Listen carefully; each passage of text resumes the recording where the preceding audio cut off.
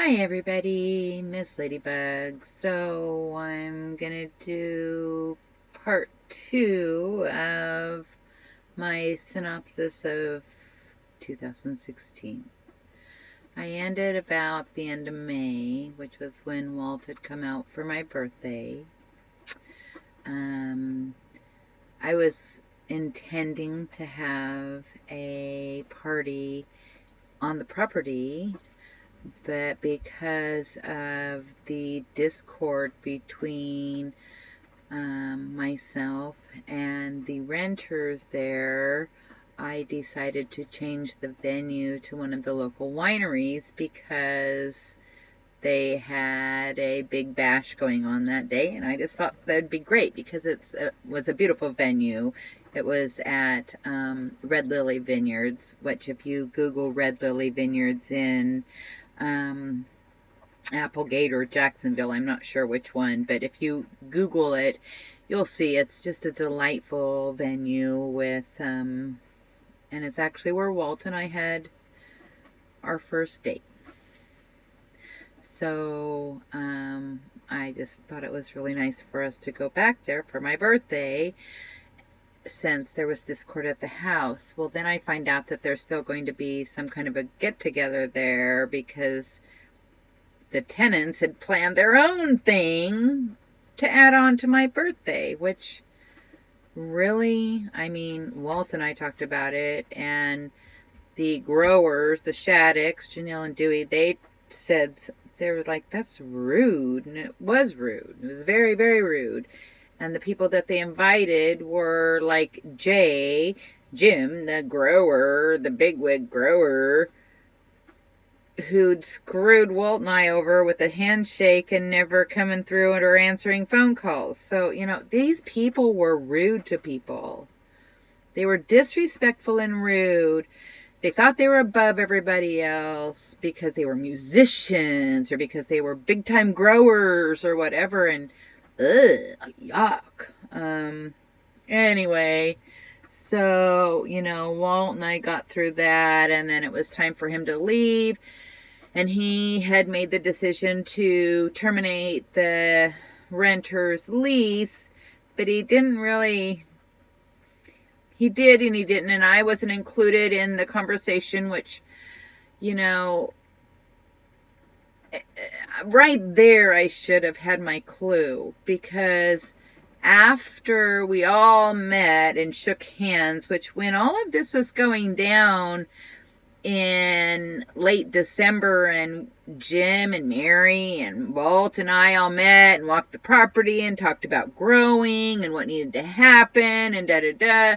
And we all shook hands that it was all going to happen. And then everybody starts lying. They just all start lying.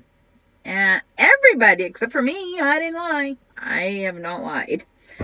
I work a program of recovery, and that does not include lying. But holy shit, everybody else did.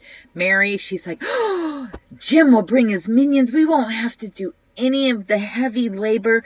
They'll dig this and they'll move that and they'll saw that and they'll do this.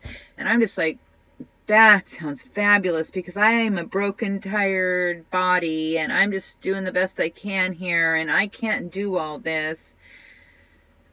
And, there was so much that was discussed, and I wasn't going to have to work very hard. I was basically going to be a project manager. But then it all changed, because when they actually moved in,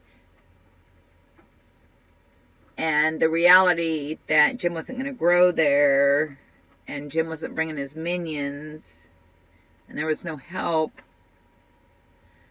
And then even the resident teenager who Mary said, oh, it was her grandson, and she's like, he can help. He needs to learn how to be a man. Da, da, da, da, da. That kid, I got him to weed whack once, and I had to train him how to use things and how to operate things, and we'd had some troubles and had to go to the shop, but I trained him. about ear protection and eye protection and how to operate it and what about 2-cycle gas and where I wanted him going and how the string went on and everything. I mean, I trained him.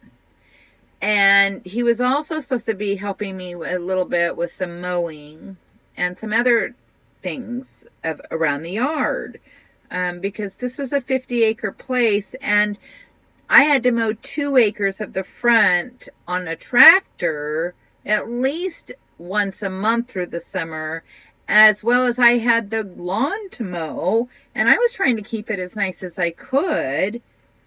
And I get hit with, oh, he's a musician, and, you know, he needs to be doing his music work. So I asked this chick, you know, this is the daughter, Mary's daughter, Danielle, and I'm like, so who has taken care of the property where you lived before when you moved here? And she's like, well, I had men. I had men? She goes, well, yeah, I had men. I had a man. I've always had a man to do those kind of things.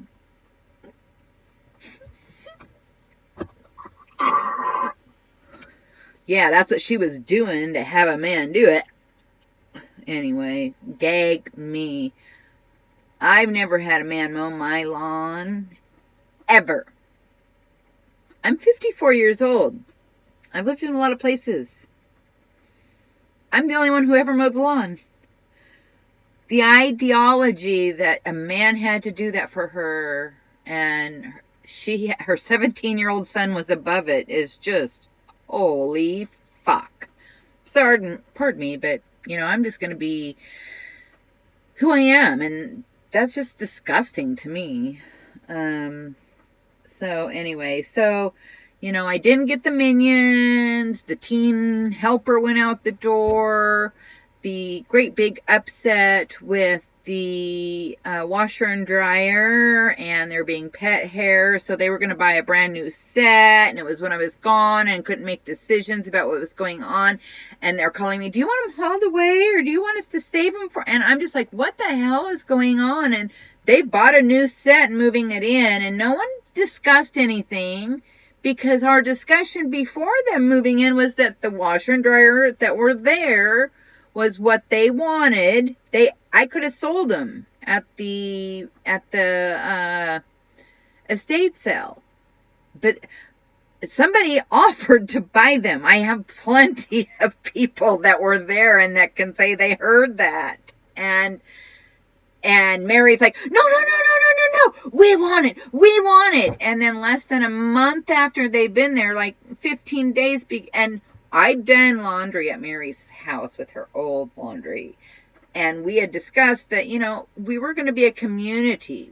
This was going to be a cooperative effort, and I was going to be able to do the laundry there. They bought the new laundry and said I couldn't do any laundry there. So I lost out on minions, a teen helper, being able to do my laundry there. So I had to go to the laundromat, take my time and energy and money to go to the laundromat after helping them move in. And, yeah. So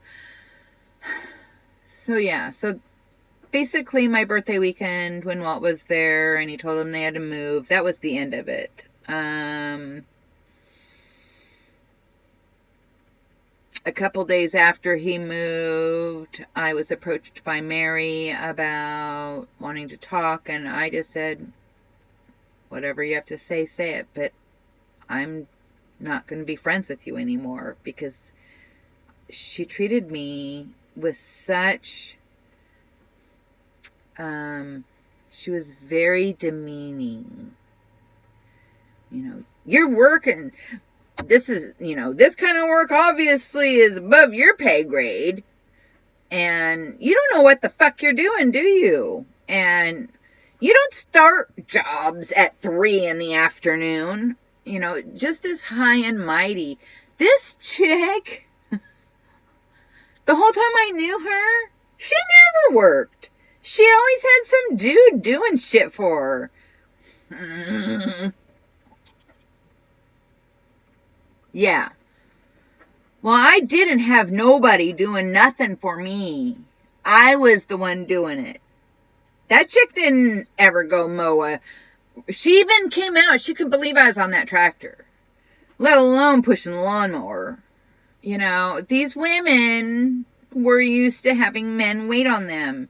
Well, I didn't have any man wait on me. I've never had a man wait on me. Never. Ever. Ever.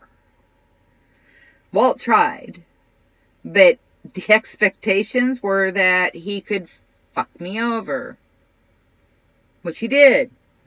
And I was so fucking stupid. Anyway.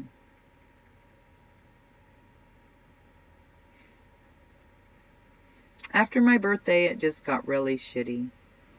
I have pictures. I have notes. I keep notes.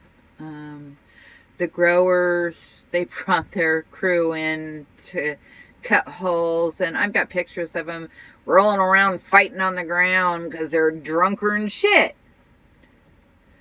And then we could go have a nice conversation with Mr. Rich next door, who would tell you about their foul mouths and having fighting and screaming and foul mouths, and he didn't even want his grandkids to come visit because of them, and he'd complained before the pot plants even got put in about the disrespect these people had, which they were. They could care less about anybody else. They didn't think about anybody but themselves making some money.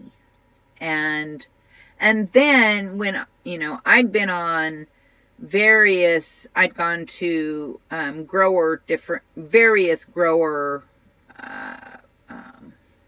meetings with these people, you know, and business meetings. And I had told Janelle particularly that, you know, I don't do drama. I don't do lying or cheating. She knew Mary and knew Mary's history and knew Mary's behaviors of being her borderline personality self. And I told Janelle I don't do that kind of stuff. She goes, oh, no, I don't either. Da, da, da, da, da. Well, when they got the plants in the ground, and then I asked him about, well, what about my plants? She immediately got crappy with me. Immediately.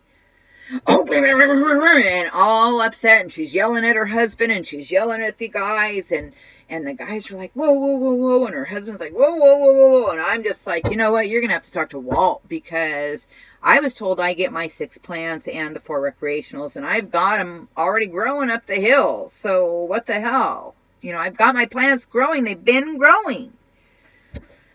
But they screwed me out of that, and that was going to be my income for a whole year. That was going to be it. And whatever I could get from trimming, and maybe I had told everybody, including the grower Dewey, I said, I want to be the trim boss, because I've been on some trimming sites and know how they run, and I felt that I could do that. And so I said, that's what I want my job to be, being the trim boss. And we hadn't negotiated, you know, a fee, but I said that's what I wanted to do. And as soon as that happened, he picked his sides, because he goes, oh, well, we did a different deal. And I'm like, how the fuck can you be here? And I showed you and bragged about my starts that I started back on April 9th after I got home from the hospital, visiting you, and then going to the hospital being sick. And then I came home and cracked my seeds, and I've shown you pictures all along, and it's all documented. And here we are, June 14th, and you're telling me you did a different deal. But you didn't tell me while you were here. But it's a different deal, and I don't have my plants. And there's no contract. And everybody's unhappy with me. Holy shit. So I'm a month into I've been off all opioids since May 10th. And here we are at June 14th. And I'm being told my boyfriend, my partner, my business partner, has done a whole deal, and everything that was going to benefit me has gotten taken away. And I'm just like, what the? And it just escalated from there. Because I just was like, oh my God, oh my God, oh my God, oh my God, oh my God. Because it broke my heart. It just broke my heart. I trusted this man, and I had worked so hard. And here we are to where, the rubber hits the mat, and they have pushed me out. And it's so obvious. I mean, anybody who's outside the gig goes, oh my God, Debbie, they totally used you. You were the middleman, and you were easily pushed out. This was my best friend, I thought.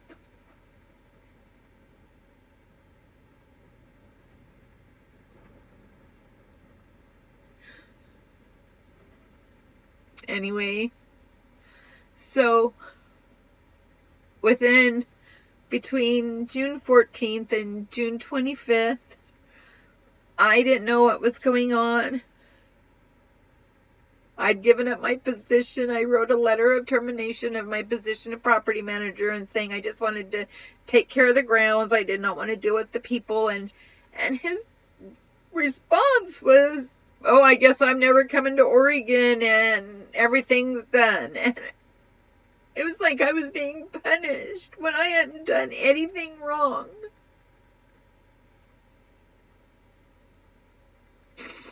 And then June 25th is when I had my first psychotic break, and I was just so hurt. And I had gone with my son to have a burger and a beer at the local hangout, and I was supposed to be talking with Walt. We had texted, and he'd said he'd talk with me, and I waited and waited and waited, and with things being at such a state of unease, I was just so anxious to hear from him. And I called, and I just had a beer, and I called, and my food came, and I mowed it down, and I tried to call him again, and he didn't answer. I'd gotten another beer, and I just was like, I can't handle this. I'm going to freak out. And so I took off home, and I was hurting so bad because I was feeling like he didn't want to deal with it, because he had everything set. The plants were in the ground. He had somebody there paying rent. Everything set. I was easily expunged from the situation. And I ended up I didn't even care. I couldn't think. I didn't care. I was hurting, and I just put my foot to the metal, and I just was in road rage. And I was driving on backcountry roads, and I did not care. I hurt so bad. I didn't care. And I wrecked the car. And I got it home, and I texted him, and I told him what happened. And that's when all the excuses started. And I ended up, I mean, I'm guessing that it was partially the being in withdrawals and partially feeling so betrayed again. So betrayed.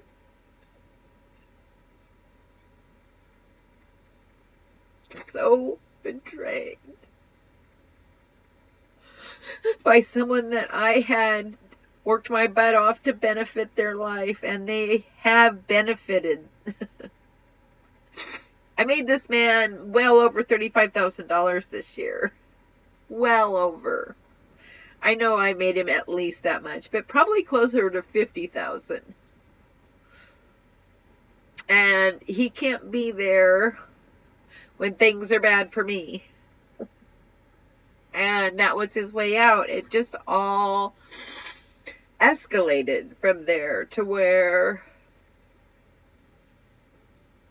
everything became my fault. And it was because I was sick. And no one else was doing anything wrong. But, you know, on June 25th, when I stabbed myself, wrecked the car, and ended up in the hospital, not a soul came to see if I was okay.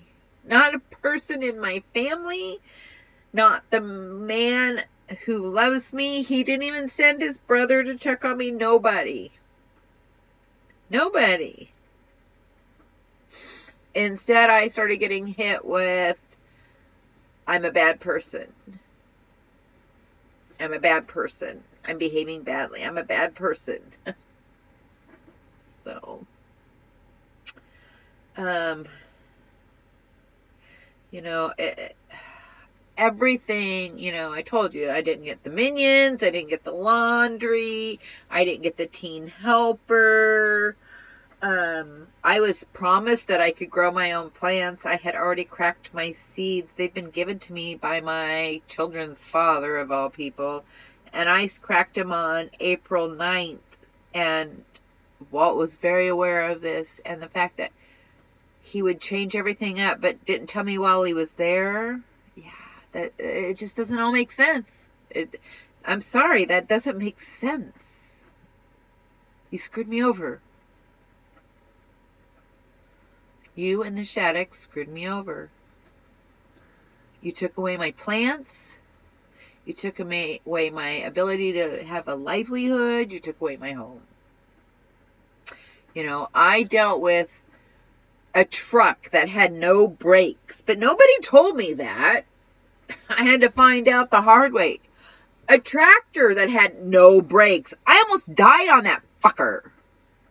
Yeah, you just wait till you get the bill, because I am calling and letting the hospital know that that was work related. You know, as soon as the Shaddocks said, oh, we'll give you the easy button. We'll just do all the work. And then at the end, after expenses, you get half of what it is. Oh, for Walt, being a business consultant, easy button. He doesn't have to work, and he could just sit at home sipping his drink, mowing down his food, sitting in front of the TV or his computer day after day. And he's just going, oh, I'm making money. Oh, I'm making money. I'm not having to work. Ooh. You know, I'm really grateful I got a roof over my head. Because of this whole situation of the combination of me trying to get well off of medications, and then unfortunately having connected myself with using and abusing human beings that take advantage of people that are going through hard times, which is just so absolutely disgusting to me. You know, I ended up with a bag full of clothes, one suitcase full of clothes, and that was it. And how you all live with yourself, that is what is called sociopath. I really got screwed. And that's as far as I can go today, is just to my first psychotic break when I drove the car and wrecked it and was hysterical about it, and felt so bad about it that I stabbed myself in the foot and ended up in the emergency room. And from then on, the pain and the demeaning behavior that came towards me would be difficult for a healthy person to deal with, let alone someone coming off medications. Shame on me. I picked bad people in my life. And that's why I'll be alone from now on. Shame on me.